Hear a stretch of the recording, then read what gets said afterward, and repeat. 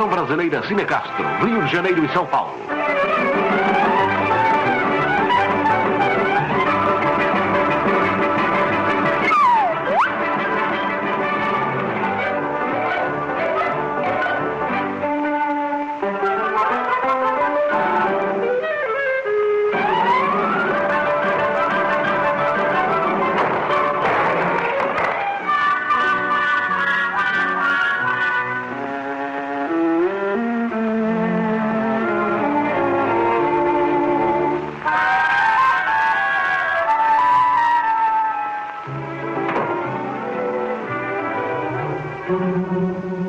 Puxa, como veio devagar.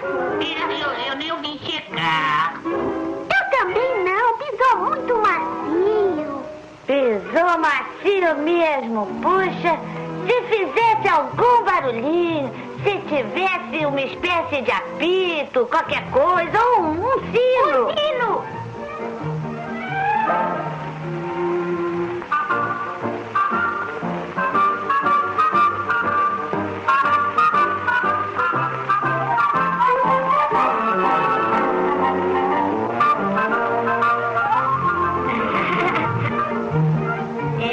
Acho que o sino seria mesmo muito útil.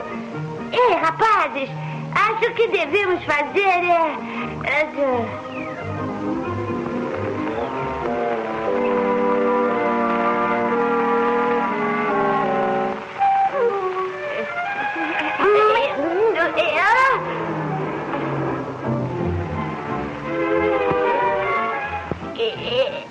eu não.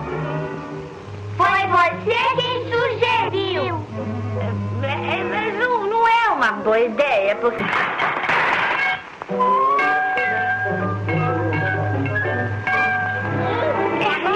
Ai, que bom.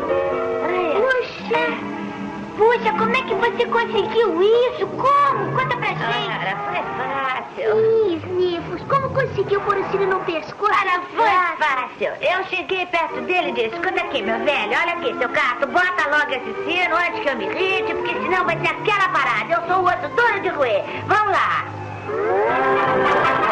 Por enquanto é só, pessoal.